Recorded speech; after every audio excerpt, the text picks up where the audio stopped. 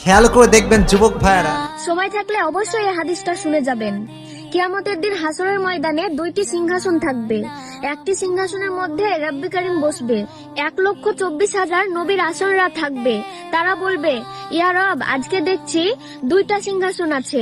একটা সিংহাসনের মধ্যে আপনি বসবেন, আর একটা সিংহাসনের মধ্যে কে বসবে? তখন ফেরেশতারা চারিদিক থেকে বলতে শুরু করবে, ইয়া রাসূলুল্লাহ, লাব্বাইক ইয়া রাসূলুল্লাহ, মুহাম্মদ রাসূলুল্লাহ সাল্লাল্লাহু আলাইহি ওয়াসাল্লাম। তখন আদম আলাইহিস সালাম থেকে ঈসা রাদিয়াল্লাহু থেকে বুঝতে বাকি ছিল না, সেই সিংহাসনের মালিক হবে তিনি হচ্ছেন আমার আপনার নবী মুহাম্মদ রাসূলুল্লাহ সাল্লাল্লাহু আলাইহি ওয়াসাল্লাম। আপনার ভাগ্য হয়তো কেমন আপনি জানেনও না, সেই নবীর উম্মত হয়েছেন আপনি। সেই নবীর উম্মত যেহেতু হয়েছেন, 10টি পৃথিবীর সমান একটি জান্নাত আপনার জন্য। হ্যাঁ, আপনি তো শুনেছেন, পারলে আমার নবীর ভালোবাসায়, আমার নবীর মহব্বতে এই ভিডিওটা শেয়ার করে অবশ্যই অন্যজনকে দেখার সুযোগ করে দিন।